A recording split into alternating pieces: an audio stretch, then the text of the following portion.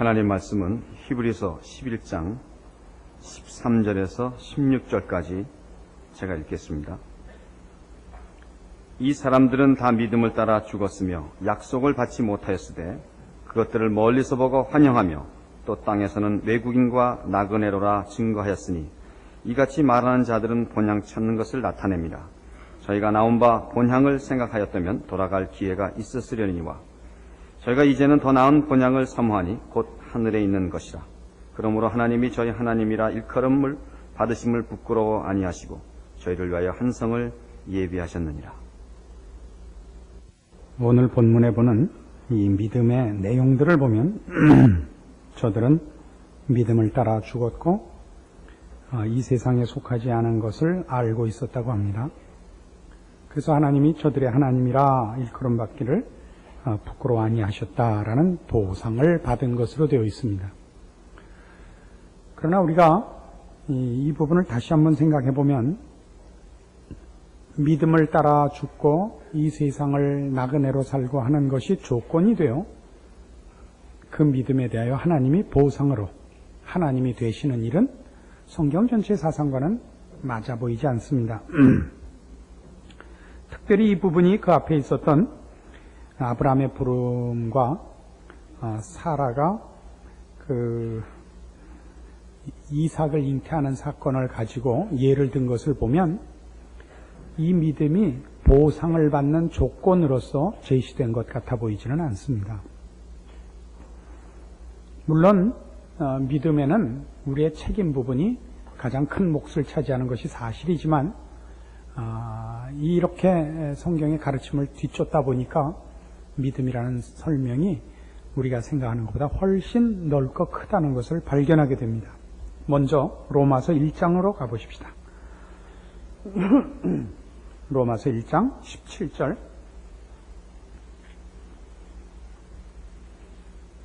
복음에는 하나님의 의가 나타나서 믿음으로 믿음에 이르게 하나니 기록된 바 오직 의인은 믿음으로 말미암아 살리라 함과 같으니라 라는 기록이 나옵니다. 복음을 설명하는 장면인데 복음을 설명하기 위해서 어떤 개념이 동원되고 있는가 보십시오. 복음에는 하나님의 의가 나타나서 믿음으로 믿음에 이르게 합니다. 하나님의 의와 믿음이 동원되고 있는데 거기에 말하는 믿음도 개념이 하나만 있는 것이 아니고 믿음으로 믿음에 이르게 하는 것. 로마서 3장에 가면 그래서 이 부분에 관한 설명을 조금 더 자세히 볼 수 있는 대목이 나옵니다. 3장 21절.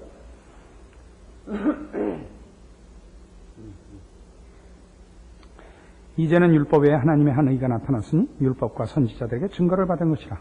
곧 예수 그리스도를 믿음으로 말미암아 모든 믿는 자에게 미치는 하나님의 의인이 차별이 없느니라. 21절과 22절을 보시면 21절은 구원은 하나님의 의가 나타난 것이라 이렇게 설명을 하고 22절은 하나님의 의란 뭐냐? 예수를 믿어 구원 얻는 것이라 이겁니다. 그러니까 믿음에 대한 설명 속에 믿음은 하나님께서 그 지은 바 죄로 심판받아 마땅한 인간들을 구원하기 위하여 은혜와 자비를 베푸신 것이 구원이라 이런 설명이 하나 있고 그 구원을 얻기 위해서 우리는 예수를 믿어서 그 구원을 얻는다라는 설명이 하나 있습니다. 둘은 같은 설명에 같은 내용의 다른 표현의 설명입니다. 그럼 지금 구원에 관한 설명에서 초점이 되는 건 뭐냐면 이 구원은 어쨌든 하나님이 우리에게서 원인과 조건을 찾지 아니하시고 하나님의 긍휼과 자비를 근거로 해서 구원을 베푸신 것이라는 것 아닙니까? 그래서 복음에는 하나님의 의가 나타났다는 거죠. 하나님 다우심, 하나님의 오르심, 하나님의 자비, 긍휼 같은 것이 나타났다는 겁니다. 그것과 예수를 믿어 구원을 얻는다가 같은 내용을 다르게 표현한 것이 된단 말입니다.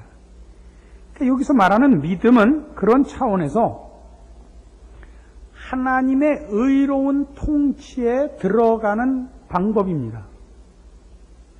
근데 하나님의 의로운 통치, 긍휼과 자비로 다스리는 이 통치에 우리를 어떻게 부르십니까? 은혜로 부르십니다. 성경에 은혜라는 말과 믿음이 언제나 맞물려 돌아가지 않습니까? 하나님이 우리는 구원의 필요성도 모르고 우리가 누구인지 우리의 운명이 어떤 것인지 모르고 있을 때 하나님이 우리에게 구원을 베푸셨습니다. 우리를 부르셨습니다. 그거랑 예수를 믿어 구원을 얻는다가 동격이라니까요. 좀 더 볼까요? 24절 그리스도 예수 안에 있는 구속으로 말미암아 하나님의 은혜로 값없이 의롭다 하심을 얻은 자 되었느니라. 이게 구원이죠. 구원은 하나님의 은혜고 선물이고 예수를 믿어 얻는 것입니다. 여기서 믿음은 조건이 아닙니다.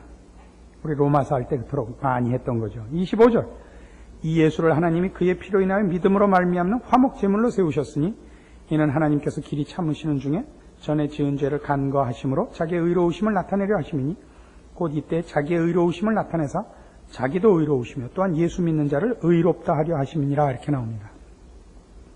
그러니까 지금 구원에 어떤 단어들이 등장한다고요? 의와 믿음이 등장을 하는데 하나님께서 의로우심을 나타내시고 의로우신 통치와 의로우신 은혜를 베푸시는 것과 우리가 예수를 믿어 하나님의 자녀가 되고 의롭다함을 얻는다가 같은 내용의 다른 표현이란 말이죠. 하나님의 의로우심이 구원에 나타나서 그 구원이 은혜와 긍휼과 자비로 말미암은 것이라는 걸 우리 이해합니다. 그럼 똑같이 예수를 믿어 구원을 얻는다는 것이 우리의 조건이 아니라는 것을 똑같이 납득해야 됩니다. 이런 식으로 얘기하는 것이 여러분에게 어떤 이해에 그 문턱이 있다면 로마서 4장 16절 이하를 보면 좀 더 분명해집니다.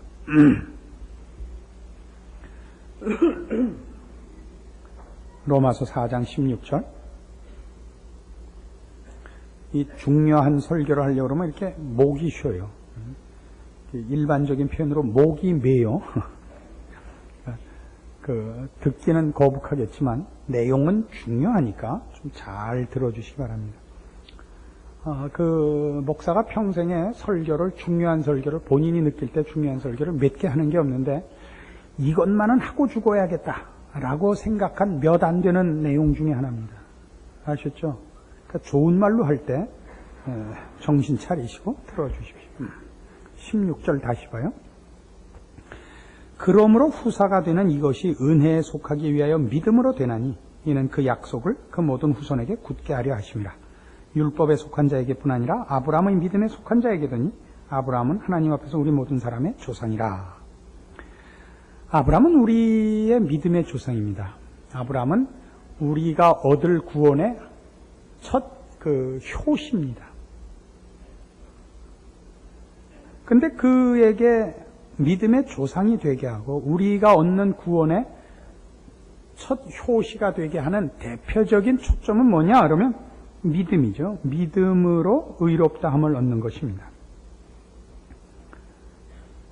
그래서 아브라함을 믿음의 조상으로 세워서 하나님이 아브라함을 부르신 것 같이 아브라함을 의롭다 하신 것 같이 그의 후손을 불러내리라 한 일을 완성하기 위하여 그 약속을 실패치 않게 하기 위하여 어떻게 했느냐면 율법으로 하지 않고 이 약속을 은혜로 했다는 것입니다. 믿음으로 했다는 것입니다.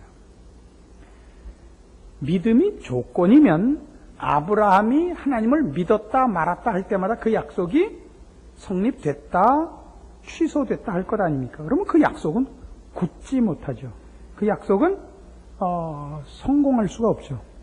근데 여기서 이 약속이 실패되지 않게 하기 위하여 믿음으로 했다는 것은 믿음이 조건이 아닌 것을 이미 상징하고 있지 않습니까? 하나님만이 모든 일에 실패와 변개가 없게 하실 유일한 분입니다. 그만이 전능하시고 신실하십니다. 그래서 아브라함이 믿음의 조상이 되는 것은 아브라함의 믿음에 속한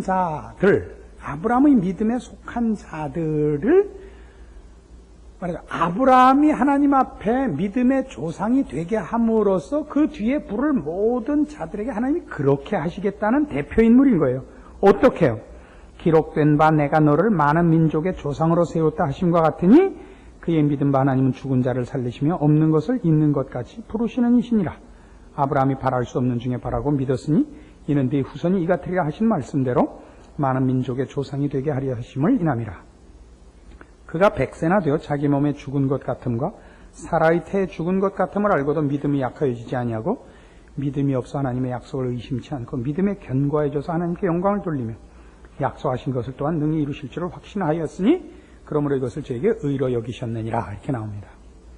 이 아브라함이 의로 여기심을 받았다고 지금 인용하고 있는 이 사건은 창세기 17장 사건입니다. 그렇죠? 잘 아시는 대로 창세기 17장은 아브라함이 대표적으로 믿음에 실패한 장면입니다. 그는 창세기 15장에서 하나님의 약속을 따라 하나님을 이제 비로소 믿고 아브라함이 하나님을 믿음에 이를 그의 의로 여기셨다는 첫 번째 그 선언을 받습니다. 15장입니다. 하나님께서 그에게 하늘의 별과 같은 후손을 주겠다고 약속하셨는데 16장에서 그는 그 약속을 믿지 않고 깹니다. 하갈과의 사이에 이스마엘을 낳습니다. 그래서 17장에 하나님께서 아브라함에게 찾아오실 때 꾸중하러 오신 것으로 우리는 추측할 수 있는 여러 모습을 봅니다. 나는 전능한 하나님이라 너는 내 앞에서 행하여 완전하라 이렇게 나타나시고 아브라함이 그 앞에 엎드립니다. 또 하나님이 내가 너로 열국의 아비가 되게 하겠고 너로 많은 민족의 조상이 되게 할 테니까 내가 할 테니까 네 이름을 아브라함이라 하지 말고 아브라함이라 고쳐랍니다. 그건 전부 하나님이 초점이 되어 있습니다. 내가 너를 그렇게 만들어 주겠다지 아브라함이 하나님께 어떤 보상을 받을 무슨 괜찮은 짓을 한 것을 포상하는 자리가 아닙니다. 만일 그럴 것이라면 창세기 22장에 이삭을 바친 사건을 인용해야 맞습니다. 거긴 아브라함이 과연 하나님 앞에 진실한 믿음의 그 순종자가 된 것을 우리가 발견하기 때문입니다. 여기선 그렇지 않습니다. 우리는 더더욱 여기 보면 아브라함이 100세나 되어 자기 몸에 죽은 것 같음과 사라의 태에 죽은 것 같음 알고도 믿음이 약하여지지 아니하고 하나님께 영광을 돌려서 그래서 의롭다함을 받았다고 되어 있는데 그렇지 않은 걸 알죠. 이스마엘 낳고 이제 17장에 하나님이 나타나서 아브라함 꾸짖고 계속해서 나오시는 말씀 중에 내가 네 몸에서 후사를 주겠다. 그러니까 뭐라 그래요? 아브라함이 우리 지난주인가 확인했었죠? 심중에 웃으며 내 나이 100살이 다 됐는데 무슨 애를 이미 낳은 이스마엘이나 잘 크게 해 주십시오.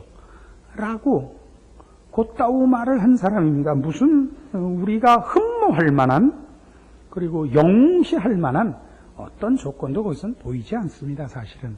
그러나 그것을 인용해서 뭐라 그런다고요? 이것을 저에게 의로 여기셨다는 거예요. 그래서 초점은 어디 있느냐면 오히려 17절 다시 보셔요. 기록된 바 내가 너를 많은 민족의 조상으로 세웠다 하심과 같으니 그의 믿음 바 하나님은 죽은 자를 살리시며 없는 것을 있는 것 같이 부르시느니 무에서 유를 창조하시는 인 겁니다. 조건 없이 결과를 만드시는 분. 그러니까 믿음이라는 표현 속에는 조건으로서의 믿음이 등장하지 않습니다. 조건 없이 결과가 생기는 하나님의 의로우신 긍휼과 자비와 능력의 법칙을 설명하는 쪽이 믿음입니다. 그래서 23절 저에게 의로 여기셨다 기록된 것은 아브라함만 위한 것이 아니요 의로 여기심을 받을 우리도 위함이니 곧 예수 우리 주를 죽은 자 가운데서 살리신 이를 믿는 자니라. 우리가 의롭다함을 받는 거는 아브라함이랑 똑같다는 거예요. 우리는 어떻게 의롭다함을 받죠? 하나님을 믿어서요. 근데 하나님을 어떻게 믿어요? 예수 우리 주를 죽은 자 가운데서 살리시니 하나님을 믿는 자가 의롭다함을 받고 구원을 얻는데 예수를 믿는 것이 조건이 되어서 결과로 의롭다함을 받거나 보상을 받는 것이 아닌 것은 25절 예수는 우리 범죄함을 위하여 내어줌이 되고 또한 우리를 의롭다 하심을 위하여 살아나셨느니라. 예수가 언제 내어줘요? 우리가 아직 죄인 되었을 때잖아요. 우리가 구원을 요청하기 전에, 구원의 필요성을 알기 전에, 어떤 조건과 원인을 만들 수 있을 때가 아닌 때 예수는 벌써 오시는 거예요. 그러니까 성경이 말하는 복음에는 하나님의 의가 나타나서 믿음으로 믿음에 이르게 한다는 가장 처음에 우리가 인식해야 될 내용은 하나님이 구원을 베푸시는 이 일에 하나님의 의가 나타납니다. 하나님의 의로우심, 자비와 긍휼과 복으로, 사랑으로 우리를 만나시는 이 통치에 우리를 부르시기로 한 겁니다. 어떻게 부르십니까? 말을 듣는 자, 부를 만한 자가 아니라 예수 그리스도로 말미암아 우리를 부른다고요. 그러니까 믿음이란 말은 하나님께서 긍휼과 자비와 사랑과 복으로 다스리기로 하시는 영역과 그 통치와 거기에 속한 자들을 다 믿음이라는 말로 설명을 하는 것입니다. 그러니까 믿음이 그렇잖아요. 믿음이란 내가 믿고 신뢰하고 맡기고 기대하는 것이 믿음입니다. 그러나 믿음은 혼자 그러면 안 되죠. 내가 믿는 대상, 믿는 약속이 믿을만 해야죠. 믿음은 그 믿음이 어떤 그 결과를 가져야 됩니다. 믿음의 대상으로 말미암아 믿은 것이 조건이 되어서가 아니라 믿은 내용의 결과가 있으니까 그것이 사실이니까 믿음이라는 게 성립하는 거 아니에요? 그러니까 믿음은 믿는 행위를 책임으로 가져야 할 자들만 믿음이 있으면 되는 것이 아니라 그 믿음을 요구하시고 믿음의 법칙으로 일하시는 통치권자가 있고 믿음으로만 통치되는 영역이 있는 것입니다. 지금 믿음이라는 단어 속에는 이런 보다 넓은 의미의 내용들이 포함되는 것입니다. 그래서 하박국 선지자의 그 질문과 답을 이제 다시 한번 생각해 보세요. 하박국 선지자의 질문이 뭐였냐면 하나님이 세상을 통치하신다면 왜 불의한 자들이 횡포를 부리고 의로운 자들을 압제하는데 가만히 계십니까? 그 질문이었다고요. 답이 뭐였어요? 의인은 믿음으로 산다였다고요. 무슨 얘기냐면 세상 사람들은 원래 자기 마음대로 사는 겁니다. 죄인들은 자기 마음대로 살면 어떻게 살죠? 죄 짓고 삽니다. 의인은 그러면요, 의인은 하나님이 불러내고 긍휼과 자비와 은혜를 베풀기로 한 자는 그가 가진 죄와 못남과 무능으로 살지 않고 그가 그것을 고치고 어떻게 회복할 능력을 갖고 있지 않지만 하나님이 그에게 은혜를 베풀어 그를 의롭게 거룩하게 복주어 살게 할 것입니다. 자기를 의지하여 사는 자들은 다 하나님 앞에 심판을 받을 것입니다. 세상에는 자기를 의지하여 살고 그래서 하나님 없이 사는 자들이 있습니다. 그들은 자기가 한 대로 심판받을 것입니다. 의인은 착하게 산 사람은 아닙니다. 하나님이 부른 자들은 그도 세상 사람들과 다를 것이 없지만 하나님이 예수 그리스도 안에서 우리를 부르신 것 같이 우리 안에 영혼을 소생시키시고 정한 마음을 창조하사 하나님의 사람으로 고쳐내어 복받게 하고야 말 것입니다. 의의 나라, 믿음의 나라로 불러냈기 때문에 의인은 믿음으로 사는 겁니다.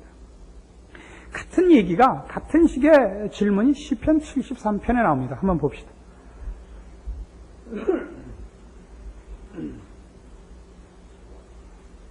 시편 73편 1절 말씀부터 끝절까지 볼 텐데 좀 주의 깊게 봐주십시오. 하나님이 참으로 이스라엘 중 마음이 정결한 자에게 선을 행하시나 나는 거의 실족할 뻔하였고 내 걸음이 미끄러질 뻔하였으니 이는 내가 악인의 형통함을 보고 오만한 자를 질시하였습니다. 저희는 죽는 때에도 고통이 없고 그 힘이 건강하며 타인과 같은 고난이 없고 타인과 같은 재앙도 없나니 그러므로 교만이 저희 목걸이요 강포가 저희 입는 옷이며 살찜으로 저희 눈이 솟아나며 저희 소득은 마음의 소원보다 진하며 저희는 능욕하여 하며 악하게 압제하여 말하며 거만히 말하며 저희 입은 하늘에 두고 저희 혀는 땅에 두루 다니도다. 그러므로 그 백성이 이리로 돌아와서 잔에 가득한 물을 다 마시며 말하기를 하나님이 어찌하랴 지극히 높은 자에게 지식이 있으랴 하도다. 볼지어다 이들은 악인이라 항상 평안하고 재물은 더하도다. 이 시편 73편을 쓴 기자의 이제 뿔따구라는 불만은 뭐냐면 왜 악당은 평안하냐 이겁니다. 악당은 왜 평안하냐? 답이 뭐냐면 16절 내가 어쩌면 이를 할까요 생각한즉 내게 심히 곤란하더니 하나님의 성소에 들어갈 때야 저희 결국을 내가 깨달았나이다. 주께서 참으로 저희를 미끄러운 곳에 두시며 파멸에 던지시니 저희가 어찌 그리 졸지에 황폐되었는가 놀람으로 전멸하였나이다. 뭘 깨달았냐면 이게 형통이 아니더라 이겁니다. 형통이 아니더라. 우리 일일이 찾아볼 시간은 없고 로마서 1장식으로 얘기를 하면 저희들의 상실한 마음대로 버려두셨다 이거예요. 부끄러움대로 버려두셨다. 버려두신 겁니다. 놀고 싶을 때 놀고 고함 지르고 싶을 때 고함 지르는 게 복이 아닙니다. 그죠? 그러나 우리 예전에 학교 다닐 때 늘 그 담력을 가지고 공부 시간에 땡땡이 치는 그 부가 그렇게 부러웠곤 했습니다. 용기가 있고 자유를 사모하는 무슨 그 모험심과 독립심을 가진 줄 알았더니 알고 보니까 별 볼 일이 없었다고요. 그죠? 이 모자 찢어서 꼬매고 그죠? 호쿠 끌르고 가방 끈 빼고 옆구리에 끼고 다니는 게 멋있는 줄 알았어요. 그때. 이건 병 떼고 호쿠 채우고 단정하게 다니는 게 그게 멋있는 겁니다. 우리가 그렇게 보는 거죠. 에베소서 4장식으로 얘기하면 뭐라 그러냐면 허망하게 살고 감각 없는 자되요. 자신을 욕심을 따라 사는 방탕에 방임했다 그럽니다. 그게 하나님의 의로운 통치의 초대를 받지 못한 하나님이 복주고 긍휼과 자비로 간섭하지 않은 죄 지은 인간들의 삶의 모습인 것입니다. 그들은 놔둬라 그렇게 살다 죽게에 해당하는 겁니다. 그러니까 왜 이렇습니까? 하나님이 통치하신다면 왜 이렇습니까? 하나님은 의로 통치하여 구원과 복을 주려고 우리를 부르시는 일을 지금 하고 계시고 이제 그런 나라로만 결말을 내실 겁니다. 그리고 하나님을 믿지 않고 자기를 의지해 살던 자들은 다 불못에 던질 것입니다. 아직 그러기 전이죠. 그러니까 의인은 뭐로 살아요? 믿음으로 사는 겁니다. 하나님이 불러낸 자만 의인이요.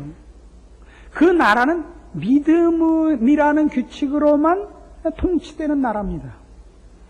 우리는 다 하나님의 부르심, 하나님의 복주심, 하나님의 자비와 긍휼로 운명과 영생과 또 이 세상에서 죄와 사망에서 구출을 받는 것입니다. 그러니까 믿음이라는 표현은 지금 설명한 바와 바로 이런 것들입니다. 그러니까 우리 히브리서 11장으로 돌아오셔서 예를 들면 8절에 있는 바대로 믿음으로 아브라함은 부르심을 받았을 때 순종하여 장래 기업으로 받을 땅에 나갈새 갈 바를 알지 못하고 나갔다. 그러면 뭐라고 설명을 하면 되냐면 우리가 지금 이해하는 대로 하자면 아브라함은 어떤 신비한 힘에 이끌려 하나님의 복주심과 긍휼과 자비로우신 은혜에 붙잡혀 자기로서는 상상도 하지 못하고 계획도 하지 못한 곳에 인도함을 받고 그리고 마침내 이 복된 자리에까지 설 수 있었다. 그런 얘기입니다. 믿음으로 살아는 자신도 나이 늙어 단산하였으나 잉태하는 힘을 얻었다. 살아 스스로는 할 수 없는 일을 하나님의 크신 능력과 지혜와 은혜와 복주심으로 그가 그를 기뻐 받으사 그에게 후사를 주셨다. 이런 얘기들입니다. 물론 우리는 지금 이 히브리서를 하면서 믿음으로 설명되는 이 모든 문제에 특별히 믿음을 가져야 하는 우리의 믿음의 책임이 얼마나 큰 몫을 차지하는가를 강조하는 부분을 살펴보고 있습니다. 그러나 이것은 조건으로서가 아니라 의무요 특권이라 하는 것을 설명하기 위하여 히브리서가 이런 설명을 하고 있는 것입니다. 아브라함을 봐라, 믿음으로 나왔다. 사라를 봐라, 믿음으로 나왔다. 그래서 이 보상을 받았다. 이런 얘기를 하려는 것이 아니라 믿음의 세계에 부름을 받았으면 네가 이제 누군가를 봐라 이겁니다. 신명기 4장 같은 설명입니다.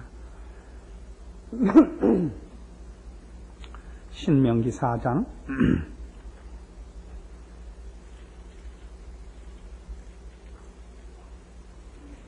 5절 말씀 봅시다. 신명기 4장 5절. 내가 나의 하나님 여호와의 명하신 대로 규례와 법도를 너희에게 가르쳤나니 이는 너희로 들어가서 기업으로 얻을 땅에서 그대로 행하게 하려 함인즉 너희는 지켜 행하라. 그리하면 열국 앞에 너희의 지혜요 너희의 지식이라. 그들이 이 모든 규례를 듣고 이르기를 이 큰 나라 사람은 과연 지혜와 지식이 있는 백성이로다 하리라. 이게 무슨 내용인가 보세요. 하나님의 말씀을 지켜라. 그를 순종하라는 것은 가나안 땅의 입국 허가 조건이 아닙니다. 그죠? 이렇게 하면 너희가 가나안에 들어가고 그렇지 않으면 못 들어간다가 아니라 가나안 땅을 줬기 때문에 이렇게 살라는 것입니다. 입국 조건이 아니라 시민이 되었기 때문에 행해야 되는 의무인 것입니다. 우리의 신분을 얻는 방법이 아니라 그 신분이 되었기 때문에 요구되는 책임이란 말이죠. 그러니까 믿음을 조건으로 갖다 쓰지 마시고 책임과 특권으로 쓰라고요.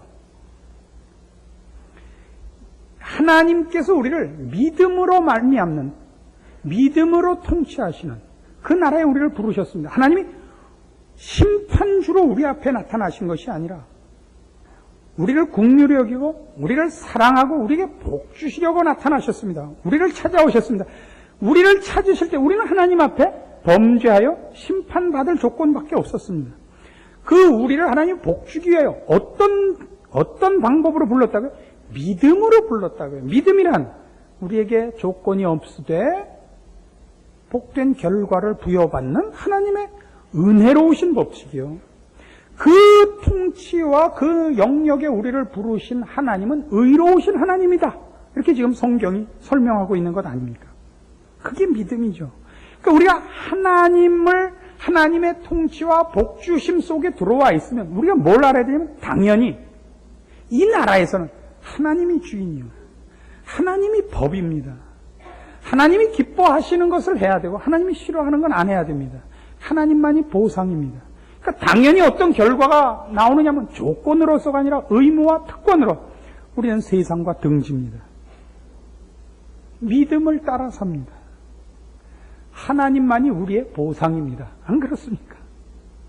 그러니까 오늘 우리가 히브리서 11장 13절에서 16절까지 본 모든 내용들은 이 사람들이 이렇게 살았기 때문에 하나님이 저들에게 보상하셨다가 아니라 하나님이 이 사람들을 여기에 불러서 여기에 속한 자들은 다 이렇게 살 수밖에 없다라는 정체성.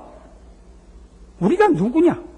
우리가 누구냐와 필연적으로 맞물린 현실에 관한 얘기다 말입니다. 신명기 10장 보세요. 이런 식의 표현들을 잊지 마십시오. 그래서 10장 12절.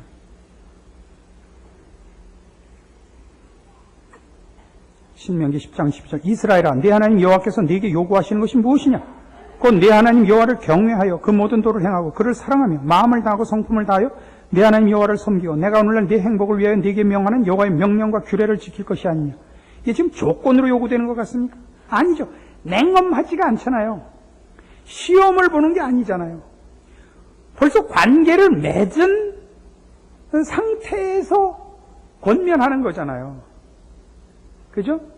얘야 이거잖아요. 거기 길 가는 사람 이리 와보시오가 아니잖아요. 얘야 사랑하는 내 아들아 이 얘기잖아요.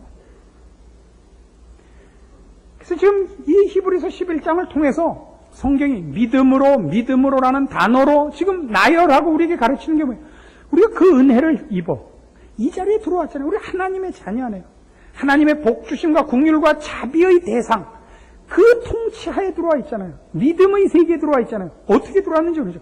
믿음으로 아브라함이 나온 것 같이 믿음으로 우리가 이 자리에 들어와 있습니다. 그럼 뭘 알아야 돼요?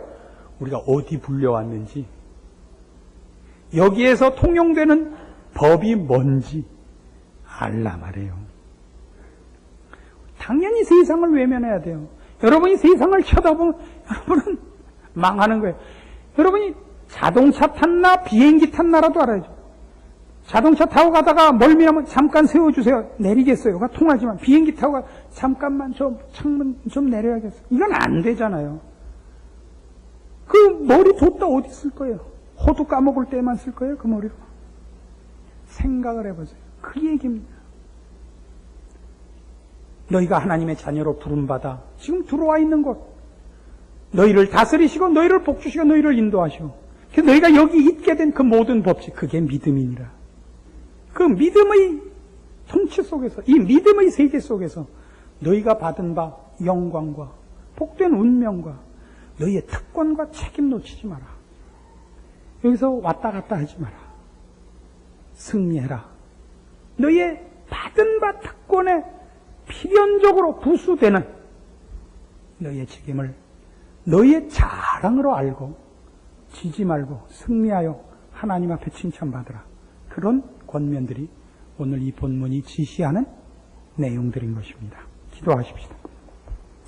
하나님 아버지 은혜를 감사합니다. 하나님의 자녀로 부름을 받았고 그 사랑과 긍휼과 자비와 복주심 속에 있습니다. 우리의 순종과 믿음은 이제 우리의 영광이요 자랑이요 권리입니다. 이 책임을 소홀히 하는 미련과 게으름과 시험에서 건지시고 하나님의 자녀다운 승리와 충성과 자랑과 열매가 있게만 하시옵소서. 예수님의 이름으로 기도합니다. 아멘.